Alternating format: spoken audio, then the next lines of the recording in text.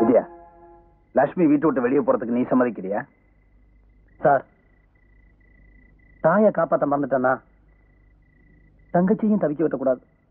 விஜயா, நீ வயசுல சின்னவனா இருந்தாலும் உன்னை வணக்கத்துக்குரியவனா நினைச்சேன். என் கணக்கு தப்பா போச்சு. உன் எதிர்க்க நின்னு பேசுறது மகா பாவண்டா. பாவ போலாம்.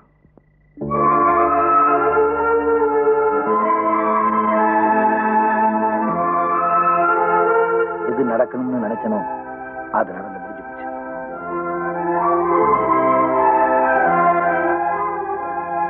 ஒரு வழியா பிரச்சனை முடிஞ்சு போச்சு. ஆக வேண்டியது கவனிங்க.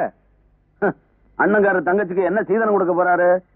நான் தான் எதுவுமே தர முடியாதுன்னு முன்னாடியே சொன்னனே. புதுசா ஒண்ணும் கொடுக்க வேணாம், இருக்கிறத கொடுத்தா போதும். ஓஹோ, பூர்வீக வீடு இது இருக்க, அத தங்கச்சிக்கு கொடுக்க சொல்றீங்களா பங்காளி? நேரடியா சொல்ல வேண்டியதானே, நீங்க ஒரு குசும்பான ஆளு. சரி, இந்த வீட்டை சிந்து வரைக்கும் எழுதி கொடுத்துறேன். எல்லாம் நல்லபடியா முடிஞ்சிருச்சு. தாம்பூலத்தை மாத்திக்குங்க.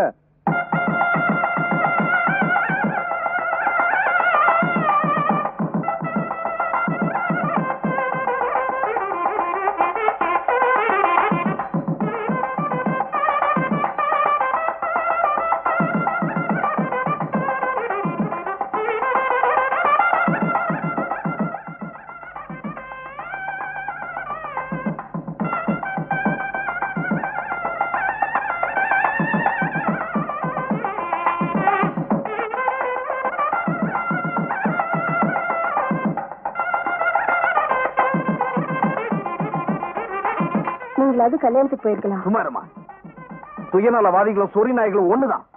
மனித தன்மை இல்லாதவனை நான் மதிக்கிறது இல்ல, அவன் வீட்டு வாசல நான் மிதிக்கிறது இல்ல. அவர் கடமையை தானே செஞ்சாரு. கடமை எந்த அளவுக்கு முக்கியமோ அதே மாதிரி அடுத்தவங்களை கண்ணீர் சிந்த வைக்காம பாத்துக்கணும்.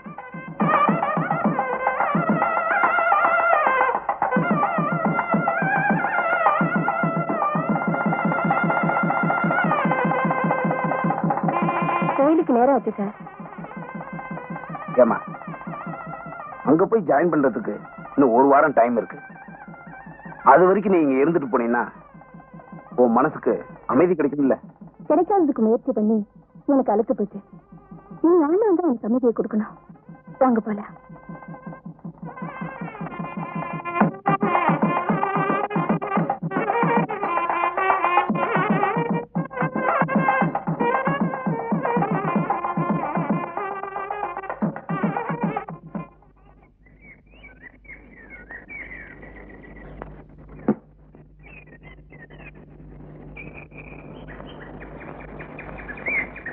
லட்சுமி, உன் டிரான்ஸ்பர் வேணும்னா கேன்சல் பண்றதுக்கு ட்ரை பண்றேன். நீ இங்கே தங்கிடுமா?